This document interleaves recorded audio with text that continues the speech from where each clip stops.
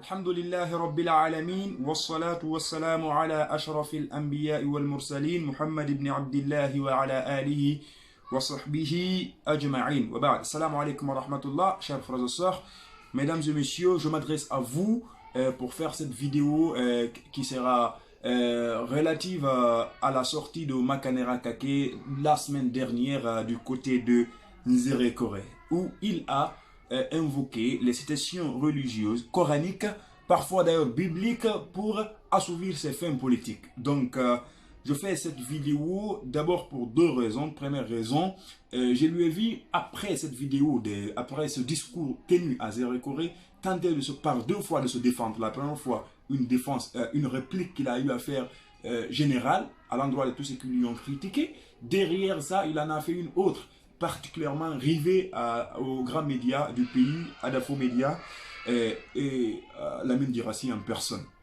Bien, et on va tenter dans cette vidéo de mettre à la portée de tout le monde, ou de dénicher, ou de faire sortir, ou d'exposer les erreurs très basiques de Makanera Kake, même dans la religion. Parce que dans la foule, il y en a qui n'ont pas de niveau, qui n'ont pas d'initiation. Il y en a même qui n'étaient pas musulmans. Quand il invoque le Coran, quand il dit que c'est dans le Coran que ça se trouve, tout le monde va croire que, waouh, même la religion, même le Coran législe ou recommande la modification de la constitution. Parce que tout le monde sait, c'est ça sa fin politique. Bien. D'abord, on va faire savoir à Makanera Kake qu'il se livre à un jeu très dangereux, à un des grands péchés dans la religion, puisque Dieu dit dans le Coran, dans la sourate numéro 7, verset 33, قل إنما حرم ربي الفواحش ما ظهر منها وما بطن والإثم والبغي بغير الحق وأن تشركوا بالله ما لم ينزل به سلطانا وأن تقولوا على الله ما لا تعلمون. Dieu dit dans le Coran, dans ce verset, que quoi? Que certes, en vérité, c'est Dieu qui a interdit les turpitudes. Al-Ithm, que c'est Dieu qui a interdit les turpitudes, ce qui en paraît et ce qui peut rester caché. Toute sorte de turpitude a été interdite par notre Seigneur. Et aussi, wal-ithma, le péché, wal-baghy bighayri al-haqq, la rébellion sans droit.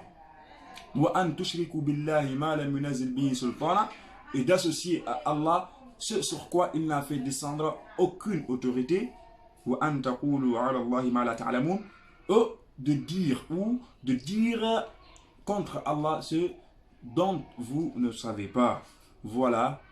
Les ulémas ou les karamoko de la religion islamique, les grands savants, les grands érudits islamologues ont tous dit que l'enchaînement de ce verset, la hiérarchisation de ces péchés prouve à suffisance que le dernier est le plus grand. Et le dernier à être cité dans ce verset, c'est le péché qui consiste à parler dans la religion ou parler contre Allah ou blasphémer la religion sans aucune connaissance ou sans aucun savoir. Et Dieu a dit dans un autre verset, dans le verset que se trouve dans la sourate numéro 3, le verset c'est numéro 94. Dieu dit, après donc quiconque après cela blasphème le mensonge contre Allah subhanahu wa ta'ala, ce sont eux les prévaricateurs. Donc, on a prouvé à suffisance que Makanera Kake, peut-être qu'il ignore la gravité de ce qu'il fait, mais il est dans un des plus grands péchés de la religion. Mais notons ça à part. Revenons à son discours, parce qu'on a repéré, on a pu déceler dans ce discours plusieurs dérapages, notamment basiques, élémentaires. D'abord, le premier dérapage à noter, c'est quoi? Ou la première faute d'ailleurs, c'est quoi? Makanera s'adresse au public. Il parle, il invoque, il touche, il utilise, non? Il emprunte les versets du Coran sans précéder par la lecture de ces versets. Alors que Dieu dit dans le Coran, quand tu veux lire le Coran, il faut d'abord précéder ta lecture par quoi? Il dit, Monsieur le Président, il est dit dans le Coran dans le verset tel, il envoie le verset et puis il coupe le verset. On va voir ça tout à l'heure. Mais deuxième dérapage, c'est quoi? On va faire noter ça à tout un chacun. C'est quoi? Makanera Kake ment aux musulmans, ment à l'opinion publique. Parce que quoi? Il dit dans le Coran qu'il ne compose que 114 sourates, 114 versets. Makanera l'a dit. Il dit, Monsieur le Président, il est dit dans le Coran qu'il compose 114 versets. C'est une grosse erreur. Le Coran compose plus de 6200 et quelques versets. Il dit que le Coran compose 114 versets. Alors que le Coran compose 114 sourates, mais plutôt, quand il s'agit des versets, il en existe, ou il existe plus de 6200 et quelques versets dans le Coran, mesdames et messieurs. Ça aussi, c'était un autre dérapage qu'on a voulu recadrer pour Makanera Kake, qui se prête à parler de la religion avec aucune science, aucune prérogative, sans être habilité à le faire.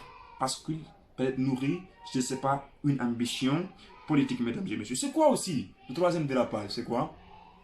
Il intervertit carrément. Il part de la sourate Ashura, qui est bien entendu, veut dire en français, qui veut dire en français, bien entendu, la consultation. Il dit qu'il est cité dans cette sourate Washawirhum fil amr. Alors, ceci n'existe pas dans cette sourate. Bien que ceci existe dans le Coran, mais pas dans cette sourate. Ceci existe dans la sourate numéro 3. Al-Imran Washawirhum fil amr. Fa'idha azamta fatawakkal ala Allah. Ce qui existe dans la sourate. Sourate, bien entendu, Al-Ashura, dont il faisait allusion, lui, Makanera, c'est Wa amruhum shura bainahum. Donc, l'affaire fait objet de consultation entre eux. Mais de quelle consultation, mesdames et messieurs? S'agit-il d'une consultation référendaire ou d'une consultation entre une consultation fraternelle entre les musulmans? Monsieur Makanera, car son jeune avoue de ce côté. L'autre côté aussi, même le verset qu'il a découpé, il a envoyé de la sourate Al-Imran, dire, il a fait descendre ça dans la sourate Ashura. Ce verset-là, il lui a très mal prononcé. Il a dit Washa'awirhu fil amr. Quand il dit Sha'awirhu fil amr, il a utilisé un pronom complément, singulier. Alors que c'est dit Washa'awirhum. Hein? Il faut bien prononcer là-bas parce que si tu ne prononces pas bien, tu chantes carrément et tu falsifies, tu modifies carrément le sens de ce que tu dis. D'accord? Washa'awirhum fil amr. Donc, pronom complément pluriel. Mohamed consulte-les et non consulte-le. Quand tu dois shawirhu, c'est consulte-le et non consulte-les. Voilà entre autres des erreurs basiques qu'on a pu déceler dans le discours de Makanera Kake du côté de Zéro-Corée. Mais qu'est-ce qui est intéressant dans tout ça, qui est choquant encore, c'est quoi? Il revient après ce discours, il tente de se défendre, de se maintenir dans sa position parce que tout le monde s'est tué. Les leaders normalement censés d'intervenir et condamner ses propos, parce que même si c'était vérifié ce qu'il disait, c'est ignoble, c'est irresponsable de mélanger la religion à ses guises politiques, à ses fins encore politiques. Nous condamnons ça très fermement. Mais les leaders c'est leur rôle, notamment le secrétariat général, le secrétariat aux affaires religieuses, à travers le secrétaire général, Ali Jamal, et à travers beaucoup de prêcheurs qui devraient condamner ça à leur manière, notamment dans leurs différents sermons, ou faire des vidéos Facebook. Même les internautes auraient dit s'en indigner, parce qu'il ne faudrait pas se perdre la faculté de s'indigner à ces genres de situations, parce que ça concerne tout le monde. La religion, ça transgresse toutes les considérations politico-ethniques dans nos pays. Donc, Malinke, Peul, Kissi, tout le monde peut se trouver dans une seule religion. Et les religions sont sacrées, surtout la religion islamique, elle est sacrée. Ces textes encore sont intouchables. Il ne faudrait pas que quelqu'un qui est ignorant, qu'il se prête à dire de n'importe quoi dans la religion juste pour assouvir à ses désirs, encore une fois, politiques, mesdames et messieurs. On a voulu faire attention à ce Makanera Kake parce qu'on dirait qu'il oublie. Dieu a dit dans son Coran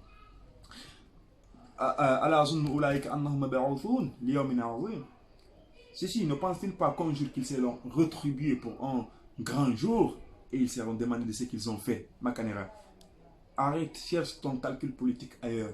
Le Coran, innahu la qawlun fasl, c'est une parole décisive. C'est une parole, encore une fois, décisive. C'est loin d'être un jouet, ni une frivolité. Makanera, arrête de mentir au peuple. Arrête de mentir au bas peuple. Arrête d'invoquer les versets coraniques ou bibliques dans ton combat politique.